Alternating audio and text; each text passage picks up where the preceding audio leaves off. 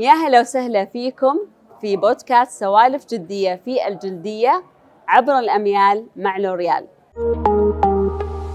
Today our guest is very special, is the star of the L'Oreal Derma, Dr. Danial Sugay. He has a board certified dermatologist in USA, Seattle. He has Sugay Academy for social media for the healthcare professionals to be on social media and ensure the awareness of the right information. It is a pleasure to having you in L'Oreal Derma, and it's a pleasure to having you in my podcast. And I will be enrolled in your academy. I like it. I love it.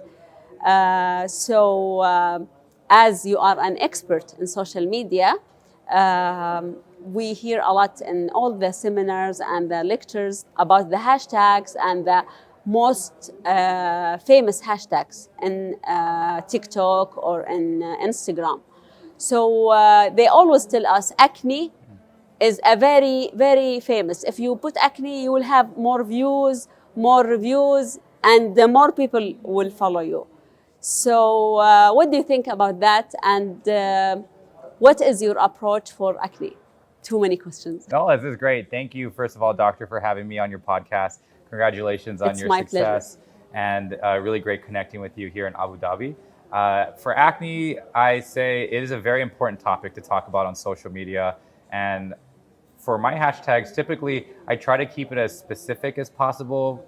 Hashtag acne probably has a lot of videos under it and maybe a bit broad, but maybe I should try it out and see if it does, pop off. I think acne is such a diverse topic, right? It's multifactorial, so many different ways to go at it, and different age groups are affected. And I think that's why it's so popular in clinic, but also online. We have teenagers with surges in hormones, and they're getting a different distribution of acne from our patients that we see in our What are the mid-20s. generations you're seeing? Generation Alpha and... Yes, exactly. I'm seeing a lot of teenage or even adolescent patients with acne, and they come in with their parents, and it's, those monomorphic papules on the forehead, closed comedones, open comedones, but there are times when they get cystic acne and they need oral medications. Yeah. And then, I also see the older patients who are not old, but still, they have a different distribution. Females, say, with hormonal acne, I think that's a very popular topic on social media. That lower half of the face, that jawline distribution of acne that correlates with the timing of their menstrual period, that can be very popular on social media, that topic, as well as in clinic. And we see that in the females in their mid-20s and up. For how many years you've been practicing in your clinic? I've been in my clinic for 9 years. I graduated from Harvard residency 9 years ago now. Wow. Time passed so quickly. Exactly. But can you see the difference in the patients who's coming to you regarding acne? Before the patient comes and you tell them it might be like this, use this medication, and they comply to it. Now you have the patient having all the ingredients with them in a very big bag, and they say, I did this, it doesn't work, that doesn't work.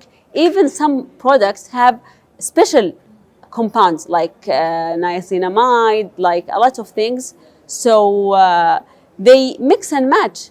And even the teenagers, one time I went to a lecture in a school, they were doing their own preparation, compounding for their skin. Ooh. And it does affect the pH and the skin barrier and the microbiome and all of that. And we have flares of acne of this. So how can we raise the awareness of this? I think you brought up great points, and it has shifted with social media, whereas before patients would come in and say, oh yeah, I've tried everything. And we'd always say, no, you probably did not try everything. There are things you probably didn't try. And now when patients say that, we're like, okay, how deep down the rabbit hole did you go in terms of buying things at the store? And I always want them to bring in what they're using at home. And we have to, a lot of times, take those down, trim down the routine, and then fit in our own prescriptions that are tailored to them, personalized to them, not something that they just bought. They saw a viral TikTok and then they went online. Like the slugging, for example. Yes, slugging, and they have active inflammatory acne, comedonal acne, and they're slugging a ton. They're seeing that creator dipping their hand in a whole jar of petroleum jelly. And although I love petrolatum ointment, they're just putting way too much on and they don't know when they're able to do it. And I think the niacinamide serum, I'm so glad you brought it up, because 2020, when TikTok was popping off, I had patients coming in with swollen, beet red faces. And my question would always be, are you using niacinamide serums? Come on, tell me the truth. And then my Gen Alpha, Gen Zers are all say, yeah, I actually saw the TikTok and I'm using it. And since then, I've discouraged it. That high percentage, also, like you said, mixture with other products, it's hard. You have to tell them to really scale back, and then we're going to start from the ground up. Yeah, we had consensus about the dermaceuticals, dermocosmetics, in the treatment of acne for the physicians. I was saying it's not for the physicians. Please make it for the influencers. Yes. The influencers are the one who's leading the market and leading the where are we going. So they said, for example, in our culture, Cicaplast with the cream and whatever you sleep with it or mask, it makes the acne better. So we have more acne. I remember so many of those videos went viral, millions of views, and I had to go online and say, although I love Cicaplast so much, it is not an acne treatment. Yes, you could put on acne blemishes, and it helps with wounds that are healing and maybe scarring, but I would say it's not an acne treatment. I feel like there was a lot of miscommunication there online where patients were, you're right, just using that as like a slugging mechanism and just layering it on real thick. Yeah. And they were just not knowing how to use it appropriately. So what do you think about the dermaceutical brands like for Effaclar Duo for acne? Yeah, for the US, we have a different Effaclar Duo, probably from you. You guys have salicylic acid in yours? Yeah. Yeah, so ours is benzoyl peroxide, and I always love benzoyl peroxide as a cleanser. Leave-on wise, I've had patients who maybe have overused it and put a good amount on and have caused an irritant contact dermatitis on the face and really dried out their face, and they're peeling with raw skin. So you have to be very careful with the leave-ons. So rapport between the patient and the physician is very important. Yes. Explaining how to use the product for the patient pace. For example, when I tell them, if you have irritation or dryness, make it every other day or 3 days per week. It's according to your skin. So there is no such one formula or one medication or one thing for your skin to have the glassy skin. So what do you think about, what's your advice? Because we are having a big thing called glassy skin appearance. Mm-hmm. So what is your recipe to have glassy skin? Glassy skin can be achieved by usually hydrating the skin. Dehydrated skin we talk about can be dull, and the opposite of glassy skin where you're having that light reflectance off of the skin, and it usually can be with a good cleanse. You can achieve with a good cleanse, and there's that caveman method. I don't know if you saw that recently. No, caveman this is new to me. Can you tell it to me? Yeah, so caveman trend. Caveman trend. So you don't put anything. Exactly. Oh my God. There's one creator who came out saying, I want to reset my skin barrier. I'm not going to touch my face even with water.